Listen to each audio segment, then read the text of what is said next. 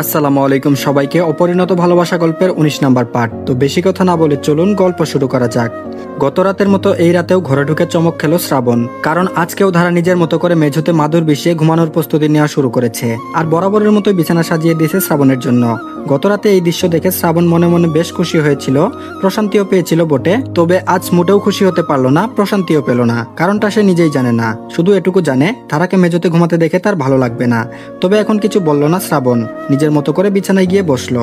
তাকে দেখে ধারা নিজের বালিশটা মেঝেতে ঠিকঠাক করে রেখে মিষ্টি হেসে বলল, আপনার কি রাতের খাবার খেতে কষ্ট হয়েছে?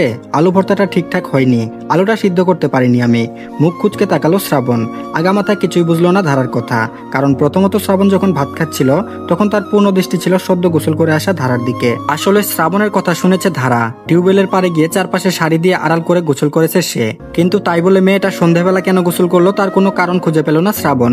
এ পর্যন্ত ২-৩ দিন তাকে খুব সন্ধ্যাবেলা গোসল করতে দেখেছে সে। তবে তাই বলে এই নয় যে শ্রাবণ খাবার দেখেনি, লক্ষ্য করেনি। কই, তার কাছে তো আলু ভর্তা ঠিকই মনে হলো। শ্রাবণ বলল, কষ্ট হবে কেন, রাতের খাবার ভালো ছিল। শ্রাবণের কথা শুনে প্রশান্তিতে স্বস্তির শ্বাস ফেললো ধারা। হুট করে মনে মনে কিছু একটা ভেবে শ্রাবণের দিকে তাকিয়ে জিজ্ঞেস করলো, চিংড়ি মাছের তরকারিটা কেমন ছিল? শ্রাবণ কোনো কিছু না ভেবেই ফট করে উত্তর দিল, অনেকটা ভালো ছিল, ওটা বেশি ভালো লেগেছে। তারপর কিছু একটা মনে পড়তেই ফট করে ধারার দিকে তাকালো শ্রাবণ। কিছুক্ষণ ওই স্নিগ্ধ মুখটার দিকে তাকিয়ে থেকে অবিশ্বাস্য কণ্ঠে বলে উঠল, চিংড়ির তরকারি তুমি বানিয়েছ? ধারা মুচকি হেসে মাথা নাড়ালো, চোখে একরাশ আশা নিয়ে বলল, জি, ওটা ভালো হয়েছে। ধারার কথার উত্তর না দিয়ে শ্রাবণ একরাশ বিস্ময় নিয়ে অবাক চোখে তাকিয়ে রইল মেয়েটার দিকে। মেঝেতে হাঁটু গেড়ে বসে উৎসাহিত নয়নে শ্রাবণের দিকে চেয়ে রয়েছে ধারা। এত উদ্গ্রীব হয়ে কি দেখছে ও? মেয়েটা কি একটু প্রশংসা আশা করছে? কিন্তু শ্রাবণ তো অবাক হয়েছে অন্য কারণে। শ্রাবণ এবার বিছানায় পা তুলে বসে সরু চোখে তাকিয়ে জিজ্ঞেস করলো, তুমি কিভাবে জানলে চিংড়ি আমার পছন্দ? ধারা একটু লাজুক হয়ে কপালে চুলের পাশে হাত বুলিয়ে বলল, না না, আমি তো ওটা আসলে আগে থেকেই বানানো ছিল। মানে আমি তো জানতাম না যে আপনার পছন্দ, এমনিতেই বানিয়েছি আর কি। আমতা আমতা করে কথাগুলো বলে দৃষ্টি নামালো ধারা। শ্রাবণের কুচকানো ভ্রু সংকুচিত হলো, তবে কিছু বলল না। শটান হয়ে শুয়ে পড়লো চৌকির উপর। ধারা কিছুক্ষণ তাকিয়ে থেকে সেদিনের মতোই জানলার পর্দা সরিয়ে দিল। কিন্তু আজ আর চাঁদের আলো আসলো না, জ্যোৎস্না নেই আজ। যদিও মায়াময়ী একটা তিমির আলো টের পাওয়া যাচ্ছে। ধারা ধীরগতিতে এসে শুয়ে পড়লো মেঝুতে। কিন্তু চোখ বন্ধ করার ন্যানো সেকেন্ডের মধ্যে শ্রাবণের গুমট গলা ভেসে এলো। শ্রাবণ বলল, ধারা। এবার চোখ খিসে বন্ধ করলো ধারা। কেন যেন শ্রাবণের মুখে নিজের নামটা শুনলে এক অদ্ভুত অনুভূতি হয় ধারার। মনে হয় যেন এত সুন্দর করে তার নামটা কেউ আর উচ্চারণ করতে পারে না, এত মোহনীয় কণ্ঠে কেউ আর তার নাম ধরে ডাকতে পারে না, কেউ আর কখনো এত যত্ন নিয়ে তার নাম উচ্চারণ করেনি। প্রতিবারের মতো এবারও চমকে গেল ধারা। ধীরে সুস্থে ঘাড় ঘুরিয়ে তাকালো বিছানার দিকে। মিনমিন করে বলল, জি বলুন। শ্রাবণ বলল, একটা আবদার করি। শ্রাবণের এমন অসহায় গলা শুনে একটু থমকালো ধারা। সন্দিহান হয়ে বলল, জি করুন। শ্রাবণ বলল, একটা গান শোনাবে আমায়? অনাকাঙ্ক্ষিত পরিস্থিতিতে অপ্রত্যাশিত প্রশ্ন পেয়ে বিষম লেগে গেল ধারার। মনে মনে নিজেকে ধাতস্থ করে ধারা অবাক হয়ে তাকালো বিছানায় শটান হয়ে শুয়ে উপরে টিনের চোখে রাখা শ্রাবণের দিকে। শ্রাবণ নির্বিকার ভঙ্গিতে আবারও বলে, ফুফু বলল তুমি নাকি খুব সুন্দর গান গাইতে পারো, আমায় একটা গান শোনালে কি খুব ক্ষতি হবে? ধারা কিছুক্ষণ তাকিয়ে রইল। এমনিতেই অনেকদিন ধরেই ধারা গান গায় না, তার উপর এই মানুষটার সামনে সে কোনো মতে গলা ছাড়তে পারবে না। কিন্তু যেভাবে মানুষটা আবদার করছে মনে হচ্ছে গাইতেই হবে। ভেবেই ঢুক গিলল ধারা। মিনমিন করে বলল, আমি তো গান পারি না, অনেকদিন গাইনি। ফুস করে শ্বাস ফেললো শ্রাবণ। নির্বিকার ভঙ্গিতে আবারও বলল, দুটো হলো। ধারার চোখ পিটপিট করে বলল, মানে? শ্রাবণ এবার ধারার দিকে মুখ করে শুয়ে পড়লো। তারপর বলল, মানে এই পর্যন্ত দুটো মিথ্যে কথা হলো। তুমি আমাকে দুটো মিথ্যে বলেছ। প্রথম মিথ্যে হলো চিংড়ি মাছের তরকারিটা তুমি এমনিই বানিয়েছ, আর দ্বিতীয়টা হলো তুমি গান গাইতে পারো না। ধারার সাথে সাথে সংকুচিত হলো। একটা কুল বালিশের অভাব বোধ করলো সে। আলাদা একটা বালিশ থাকলে এই মুহূর্তে মুখ লুকিয়ে ফেলতো ধারা, কিন্তু মাথায় লম্বা বালিশটা ছাড়া কোনো বালিশ নেই। হঠাৎ করে শ্রাবণ অন্যদিকে তাকিয়ে বাঁকা হাসলো। কিছু একটা ভেবে অগ্নিদৃষ্টি নিক্ষেপ করলো ধারার দিকে। অনেক বেশি রাগান্বিত স্বরে বলে উঠলো, আমি যদি তোমাকে অভিশাপ দেই তাহলে তুমি ধ্বংস হয়ে যাবে ধারা। স্বামীরা অভিশাপ দিলে আল্লাহ পাপ দেয়, ফেরেশতারা অভিশাপ দেয়, শুনোনি? ধারা এবার তড়িঘড়ি করে মাথা নাড়ালো। হ্যাঁ, সে শুনেছে, খুব ভালো করেই শুনেছে। আর এসবের অনেক বেশি ভয় আছে ধারার। অভিশাপকে অনেক বেশি ভয় পায় সে। তার মা বলতো তাদের নাকি অভিশপ্ত জীবন, এই কারণে ছোট থেকেই অভিশপ্তকে অনেক বেশি পরিমাণে ভয় পায় ধারা। এত অভিশাপ নিয়ে এসেই তার জীবনে আজ এই পর্যায়ে। আরো বেশি অভিশাপ নিয়ে নিজের জীবন নষ্ট করতে চাইল না ধারা। তাই তড়িঘড়ি করে শোয়া থেকে উঠে বিছানা থেকে একটু এগিয়ে গিয়ে কাতর কণ্ঠে বলে উঠলো, না না, অভিশাপ দেবেন না, দোহাই লাগে, আমি ক্ষমা চাইছি। মিথ্যা বলা উচিত হয়নি আমার, আমি সত্যটা বলছি। হ্যাঁ, আমি জানি যে চিংড়ি মাছ আপনার পছন্দের, মা বলেছিল। আর মা এটাও বলেছিল যে আপনার পছন্দের খাবারগুলো যেন আমি আপনাকে বানিয়ে খাওয়াই আর শিখে নেই। এর জন্য চিংড়ি মাছটা রান্না আজকে আমি প্রথম শিখলাম, কারণ জানি এটা আপনার পছন্দ। আর আমি গান পারি, বিশ্বাস করুন আমি সত্যি অনেকদিন গান গাইনি। আমার মনে হয় না যে আমার গান গাওয়ার গলা ভালো আছে, এটা সত্যিই বলেছি। শ্রাবণ হাসবে নাকি কাঁদবে বুঝতে পারলো না।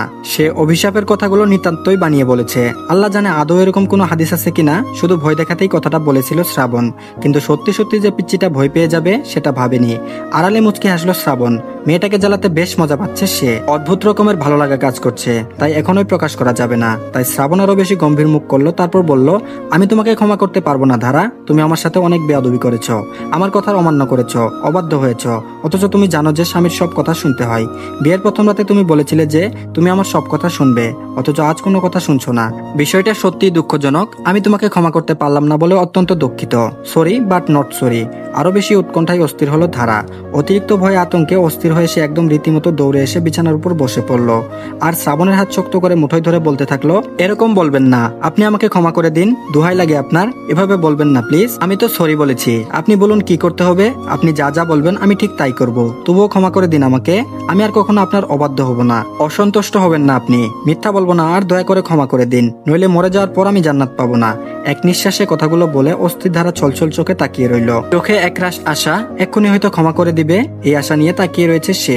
অথচ শ্রাবণ তো থমকে আছে, কারণ তার হাত দুটো এখন কোমল মেয়েলি হাটের মতোই বদ্ধ। হয়তো এই দুটো হাতের মালিক এখনো উপলব্ধি করতে পারেনি যে শ্রাবণের হাত ধরেছে সে, শ্রাবণকে স্পর্শ করেছে। শ্রাবণ এবার ধারার চোখ থেকে চোখ সরিয়ে হাতের কাছে দৃষ্টি ফেললো। শ্রাবণের দৃষ্টি অনুসরণ করে ধারাও নিজের হাতের দিকে তাকালো। সাথে সাথে বুঝতে পেরে গেল। শক্ত করে ধরে রাখা শ্রাবণের হাতটা ছেড়ে দিল ধারা। আমতা আমতা করে মুখে বলল, আমি বুঝতে পারিনি বলে বিছানায় বসা থেকে উঠতে চাইলো ধারা। কিন্তু এবার হুট করে শ্রাবণ ধারার বাম হাতটা এক ঝটকায় ধরে ফেললো। উঠতে পারলো না ধারা, যেভাবে বসেছিল ওইভাবেই বসে রইল। প্রশ্নবোধক দৃষ্টিতে তাকিয়ে রইল শ্রাবণের দিকে। শ্রাবণ এবার শোয়া থেকে উঠে বসলো। ধারার চোখে চোখ রেখে বলল, গানটা শুনিয়ে যাও, তবে আমি তোমাকে ক্ষমা করে দেব, না হলে কিন্তু তুমি বেহেশতে পাবে না মেয়ে, ভেবে দেখো। ধারার ঠোঁট উল্টে তাকালো।